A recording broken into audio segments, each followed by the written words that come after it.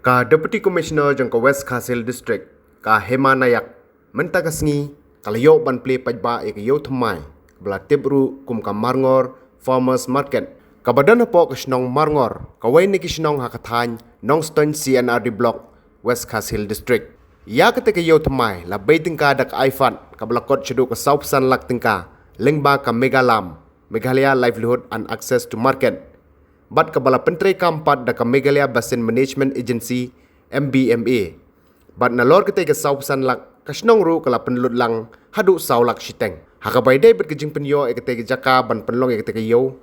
Nakaliang jung ka kurso syang harangkat kasnong Marngor kila doni ka benta bakraw kataban ay ke jaka nakabenta ban penlong yo.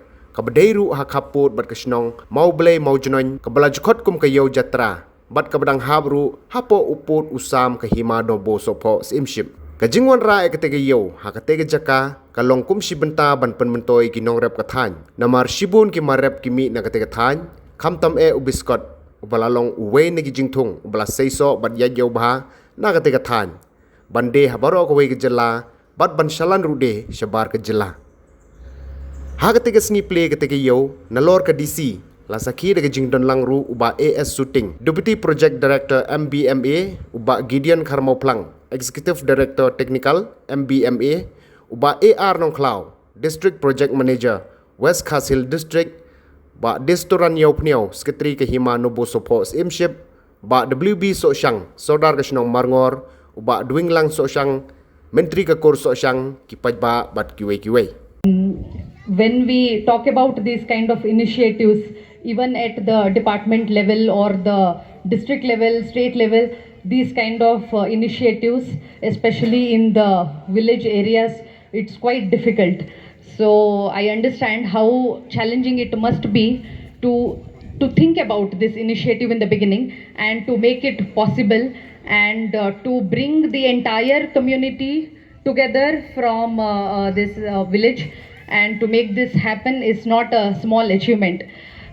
Because whenever we talk about IVCS or SHGs or FPOs, farmer producer organizations, the first challenge that we face is that of the land. Be it private land or community land or clan land, it's not easy to get the land for these kind of infrastructure or for market or for any other initiatives. So getting that land and making that possible, that itself is a big thing. So I would like to thank the clan and the community for donating the land for this purpose and standing together with this initiative. Secondly, when I was just noticing the entire landscape, this village, it has a very beautiful landscape with the hills and the valleys both, and the low-lying areas that the valleys they have in this area is the best place to do agriculture and horticulture activities. Because of the heavy rainfall in these hilly areas, you will get all the soil nutrients to the valley, and then in the valley you do not have to use the fertilizers, as a village had rightly pointed out. They would like to explore this organic and natural farming. I think this is the ideal setting, and in the coming days we would like to see this village as a model village for natural farming or organic farming, whichever you would like to choose, and also the farmer market. We would like to bring this as a model village in terms of community activities, so that all our other blocks also get motivated by these kind of initiatives. Because when we see organic farming or natural farming, sometimes there are a few technicalities, and organic farming and certification is also slightly technical. So when we look at natural farming, that I think is more suitable to some of these areas because of the flexibility in the farming activities and also some flexibility in terms of certification also. And we have this Krishi Vijnana Kendra here. And last time when we had a meeting at the district level, I was asking the KVK officials to start the production of these organic fertilizers and pesticides, and also to train the farmer producers only. because sometimes when it comes to purchasing items, they might be having some financial constraints. So if we train the community members, the FPOs, the IVCS members in producing these organic fertilizers and organic pesticides, then they don't have to look beyond their own village, or they don't have to incur some cost for purchasing of all these products. So we would be having sort of sustainable agriculture practices.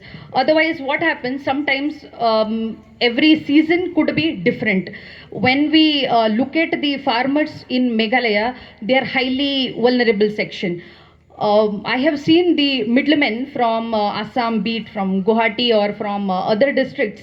They are so smart that they used to wait for the beginning of Christmas celebrations to make some sort of agreements. Even in Garo Hills, I had seen, also in Khasi Hills, they used to wait. Whenever people start their Christmas celebration, they need some extra money. So that time they used to come to the village and they would say, okay, in the next season we would be purchasing this much amount of vegetables or this much amount of betel nut. And then they used to take the signature and they used to fix the price and they would give the advance.